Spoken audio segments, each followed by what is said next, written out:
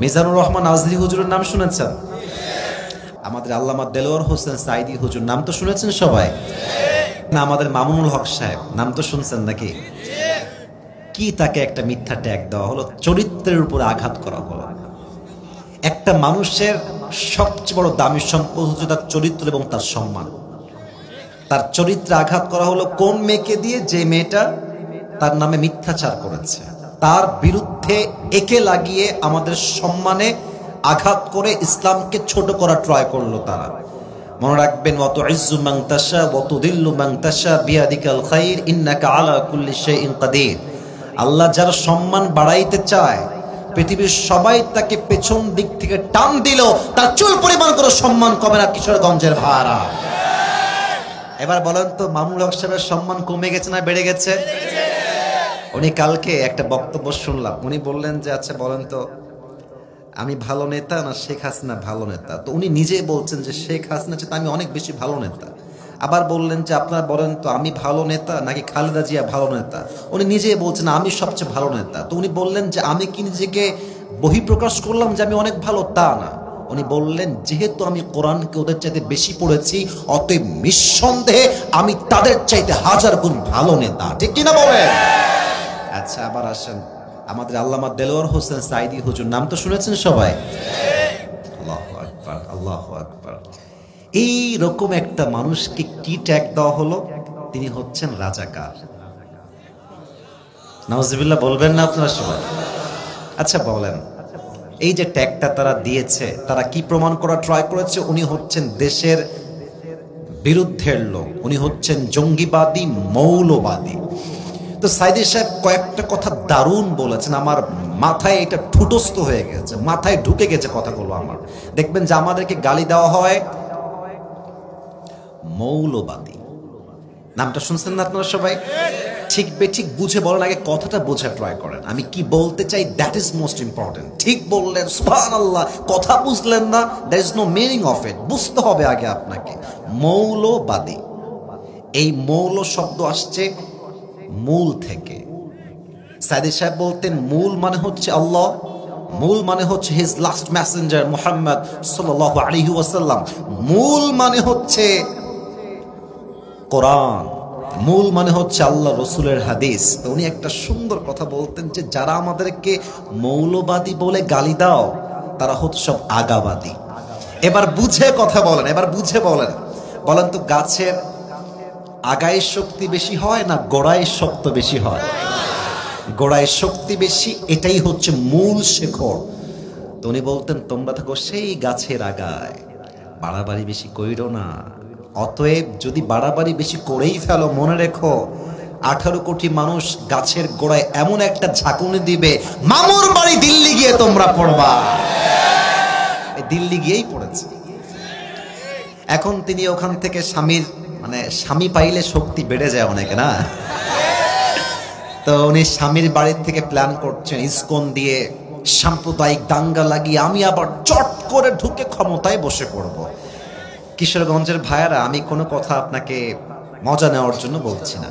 5 আগস্টের সকালে ওনার হাতে, মানে আমাদের কনফার্ম জান্নাতি প্রধানমন্ত্রীর হাতে, হাসবেন না, বোঝেন, ওনার হাতে সকালবেলা 5 আগস্টের সকালে দুপুরের আগে পুলিশ ছিল, বিডিআর ছিল, র্যাব ছিল, সেনাবাহিনী ছিল, আর্মি ফোর্স ছিল, তথাকথিত গুন্ডালিক বাহিনীও তার হাতে ছিল। তো এত কিছু দিয়ে তো আপনি ক্ষমতা ধরে রাখতে পারলেন না চেয়ারে বসে থেকেও। আর আপনি মামুর বাড়ি দিল্লি থেকে মারামারি লাগাই দিবেন আর চট করে এসে ক্ষমতায় বসে যাবেন। আর আমরা কি বসে বসে আঙ্গুল চুষবো নাকি কিশোরগঞ্জের ভাইয়েরা? স্পষ্ট পয়গাম, এটা হাসির সুরে নয়, স্পষ্ট কথা। আগামীতে আমার এই সোনার বাংলাদেশে কোন স্বৈরাচার শাসককে আমরা চুল পরিমাণ বরদাস্ত করব না। দ্বিতীয় কথা, আগামীতে এই বাংলাদেশ যদি গড়তে হয়, ক্ষমতার মসনদে আমরা কোন নারী নেতৃত্ব 2 চোখেই সহ্য করতে পারবো না। এই দেশের প্রধানমন্ত্রী যদি পুরুষ হবে তা নয়, কথা বুঝবেন। আই রিপিট এগেন, আমি আবারও বলছি, নারী চাই না মানে যে পুরুষ কেমন চাই এটা বুঝতে হবে। আমরা এমন পুরুষকে ক্ষমতায় দেখতে চাই যিনি মসনদে বসে পুরো দেশকে মেইনটেইন করবেন, হ্যান্ডেল করবেন, লিড দিবেন, লিডারশিপ করবেন। আবার তিনি এমন যোগ্য ব্যক্তি হবেন যিনি জাতীয় বাইতুল মুকাররমের জুমার খতিব হওয়ার যোগ্যতাও রাখবেন। এটার জন্য কি দরকার? এটার জন্য এমন একটা দল ক্ষমতায় দরকার যা ইসলামী দল করে, যুবক ভাইরা আমার। আচ্ছা, সাইদি সাহেব আর একটা কথা বলতেন। উনি বলতেন, যারা আমাকে রাজাকারের ট্যাগ দিয়ে জনগণ থেকে বিচ্ছিন্ন করতে চাও, তোমরা আমাকে রাজাকার হওয়ার প্রমাণ দাও। যদি আমি সাইদিকে কেউ রাজাকার বলে প্রমাণ করতে না পারে, সে পিতৃ পরিচয়হীন অবৈধ সন্তান কিশোরগঞ্জের ভাড়া। লাস্ট কথা বলে আমি আমার মূল বিষয়ে চলে যাব। আপনারা সবাই তো মিজানুর রহমান আজরি হুজুরের নাম শুনেছেন। আপনাদের কিশোরগঞ্জে হুজুর প্রায় 2 বার এসেছে। 2019 সালে কিশোরগঞ্জে তিনি এসেছেন। ওনার ওয়াজটা এখন ইউটিউবে আছে, আমি নিজেই সেই ভিডিও দেখেছি।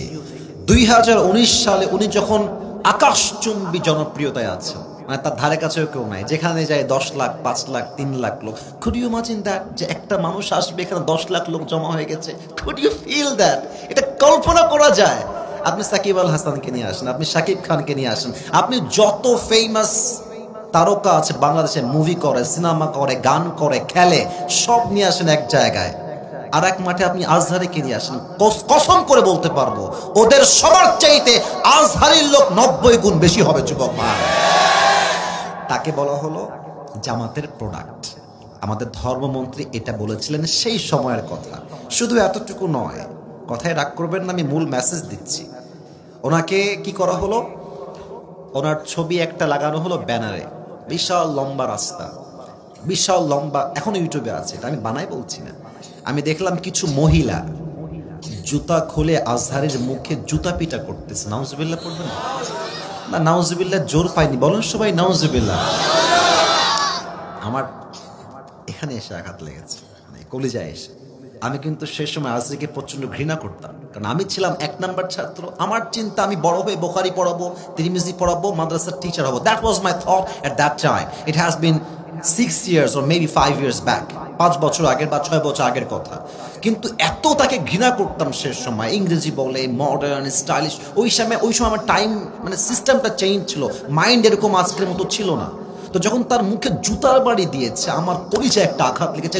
আলেম তো, মুসলমান হিসেবে আলেমের অপমান হবে, এটা চুল পরিমাণ বরদাস্ত আমাদের হবে না, ঠিক কিনা বলেন? এত জুতা পিটা করলেন, এত ট্যাগ, এই সেই, রাজাকার, জঙ্গি, মৌলবাদী, জামাতের প্রোডাক্ট, এই সেই বলেন। আজকে 2024 সালের লাস্ট মান্থ, ডিসেম্বর, আজকে আজহারের সম্মান কি আল্লাহ কমাই দিয়েছে না বাড়াই দিয়েছে? 27 ডিসেম্বর থেকে আজহারের মাহফিল শুরু হবে কক্সবাজার থেকে। আপনি দেখবেন যে লোক কারে কয়। এখান থেকে স্পষ্ট প্রমাণ, এটাই মূল মেসেজ। ইসলামকে যে যত দমাতে চাইবে, ওয়াল্লাহি আল্লাহর কসম, যে যত ইসলামকে ডাউন করতে চাইবে, ইসলাম তত বেশি ফুলে ফেপে সামনের দিকে এগিয়ে যাবে। কিশোরগঞ্জের ভাড়া আমার, ইসলামকে রুখে দেওয়ার সাধ্য কারো কাছে নাই। অতএব স্পষ্ট কথা আমাদের কিশোরগঞ্জের জমিন থেকে এক ভাষায় বলতে চাই, যদি আগামীতে ইসলাম বিরোধী কোন শক্তি ক্ষমতার মসনদকে দখল করতে চায়, কিশোরগঞ্জের জমিন থেকে একটা শহীদ আবু সাইদ নয়, হাজার হাজার শহীদ আবু সাইদ মাথায় কাফনের কাপড় বেঁধে রাস্তায় নামতে বাধ্য হবে। হাত তুলে বলো ঠিক কিনা?